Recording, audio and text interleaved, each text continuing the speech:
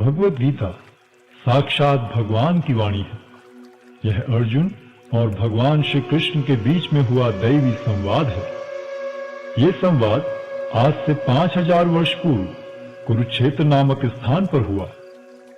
भगवद गीता में जीवन के सभी महत्वपूर्ण प्रश्नों का उत्तर है, जैसे हम कौन हैं, भगवान कौन है, हमें कष्ट क्यों होते हैं, क्या पुनर्जन्म होता है, क्या अन्य ग्रहों पर जीवन है, हम कैसे इस जन्म और अगले जन्म में सुखी रह सकते हैं, हम कैसे भगवत धाम को जा सकते हैं। कोई पूछ सकता है कि कुरुक्षेत्र में हुए महान युद्ध जिसके दौरान भगवद गीता कही गई, उसका कारण क्या था।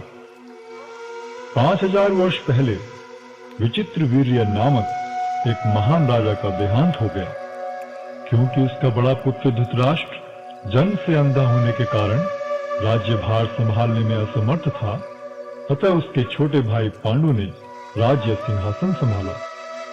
पांडु की मृत्यु के बाद उसके 5 पुत्र, जो पांडवों के नाम से विख्यात थे, जो नियमानुसार राज्य के उत्तराधिकारी बने, लेकिन पांडव ही बालक ही थे, अतः धृतराष्ट्र ने स्वयं राज्यभार संभाला। धृतराष्ट्र के 100 पुत्र थे, जो कौरवों के नाम से जाने जाते थे।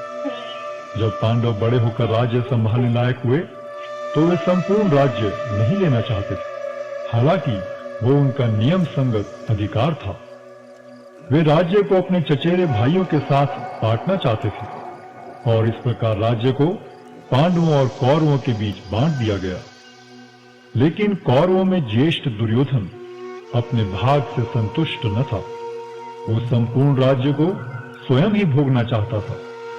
उसने पांडवों को मारने के लिए कई षड्यंत्र रचे, लेकिन वो असफल रहा। फिर उसने नियम के विरुद्ध संपूर्ण राज्य को हड़प लिया और पांडवों को राज्य से निष्कासित कर दिया। पांडवों ने फिर 5 गांव की मांग की। दुर्योधन ने उत्तर दिया, 5 गांव तो दूर, वो सुई की नोक के बराबर भी जमीन नहीं दे सकता। भगवान श्री कृष्ण ने जमीन के इस झगड़े को शांतिपूर्ण एवं अहिंसात्मक तरीके से सुलझाने का प्रस्ताव रखा, लेकिन दुर्योधन ने यह प्रस्ताव को अस्वीकार करते हुए पांडवों के प्रति युद्ध की घोषणा कर दी, और इस प्रकार महाभारत का महान युद्ध अवश्यंभावी हो गया। युद्ध की तैयारी में अर्जुन और दुर्योधन दोनों ही भगवान श्री कृष्ण के पास सहायता मांगने गए। भगवान श्री कृष्ण उनकी मदद मांगने को आए किसी भी व्यक्ति को नहीं ठुकराते थे, चाहे वह सज्जन हो या दुर्जन। भगवान श्री कृष्ण ने अपनी संपूर्ण सेना को एक ओर तथा स्वयं को मार्गदर्शक के रूप में दूसरी ओर देने का प्रस्ताव रखा। दुर्योधन ने भगवान श्री कृष्ण की सेना को चुना, जबकि अर्जुन भगवान को मार्गदर्शक के रूप में प्राप्त करने को उत्सुक था। इस प्रकार भगवान श्री कृष्ण अर्जुन के मार्गदर्शक तथा सारथी बने। युद्ध स्थल में अर्जुन एक दुविधा में पड़ गया कि वह अपने अधिकारों के लिए लड़े, जिसके लिए आवश्यक था अपने ही स्वजनों का वध, या युद्ध भूमि से पलायन कर दुष्ट दुर्योधन को राज्य पर शासन करने दे। अर्जुन अपने को इस दुविधा से बाहर निकालने में असमर्थ पाकर भगवान श्री कृष्ण की शरण लेता है। शरणागत आए अपने मित्र एवं भक्त अर्जुन को भगवान श्री कृष्ण भगवद गीता के दिव्य उपदेश द्वारा इस दुविधा से उबारते हैं, और श्रीमद् भगवद गीता के माध्यम से अर्जुन के ही समान अपनी शरण में आए सभी भक्तों का मार्ग प्रशस्त करते हैं। गीता महात्म्य के अनुसार भगवद गीता दिव्य साहित्य है, जिसको ध्यान पूर्वक पढ़ना चाहिए। गीता शास्त्रमिदं पुण्यम यह पठेत प्रयतः पुमान्। यदि कोई भगवद गीता के उपदेशों का पालन करे, तो वह जीवन के दुखों तथा चिंताओं से मुक्त हो सकता है। भय शोकादि वर्जितः, वह इस जीवन में सारे भय से मुक्त हो जाएगा और उसका अगला जीवन आध्यात्मिक होगा। गीताध्ययनशीलस्य प्राणायाम परस्य च नैव सन्ति ही पापानि पूर्व जन्म कृतानि च। यदि कोई भगवद गीता को निष्ठा तथा गंभीरता के साथ पढ़ता है, तो भगवान की कृपा से उसके सारे पूर्व दुष्कर्मों के फलों का उस पर कोई प्रभाव नहीं पड़ता। मलिने मोचनम पुंसाम जल स्नानम दिने दिने सकृत गीतामृत स्नानम संसारमलम नाशनम।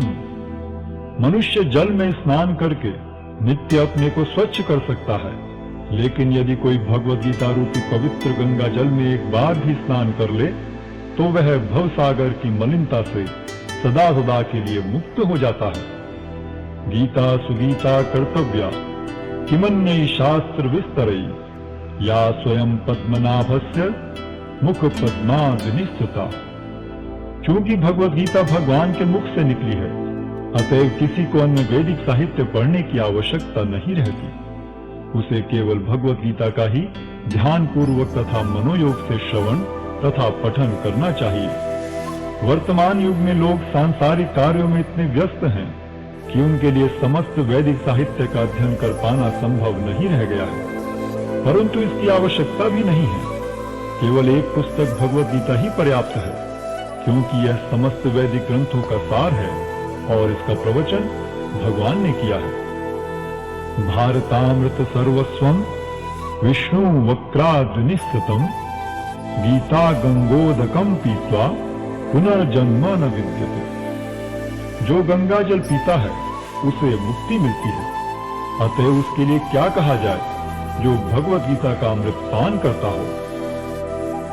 सर्वोपनिषदो गावो दुग्धा गोपाल नंदनः पार्थो वत्सः सुधीर भोक्ता दुग्धम गीतामृतम महत्। यह गीतोपनिषद भगवद गीता जो समस्त उपनिषदों का सार है, गाय के तुल्य है, और ग्वाल बाल के रूप में विख्यात भगवान कृष्ण इस गाय को दुह रहे हैं।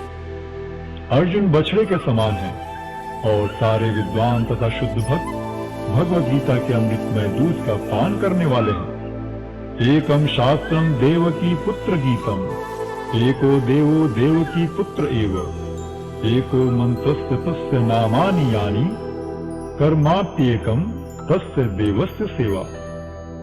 आज के युग में लोग एक शास्त्र, एक ईश्वर, एक धर्म तथा एक वृत्ति के लिए अत्यंत उत्सुक हैं। अतः एकम शास्त्रम देवकी पुत्र गीतम, केवल एक शास्त्र भगवद गीता हो जो सारे विश्व के लिए हो। एको देवो देवकी पुत्र एव, सारे विश्व के लिए एक ईश्वर हो श्री कृष्ण। एको मंत्रस्य तस्य नामानि यानि, और एक मंत्र एक प्रार्थना हो उनके नाम का कीर्तन। कर्माप्येकम तस्य देवस्य सेवा, और केवल एक ही कार्य हो भगवान की सेवा।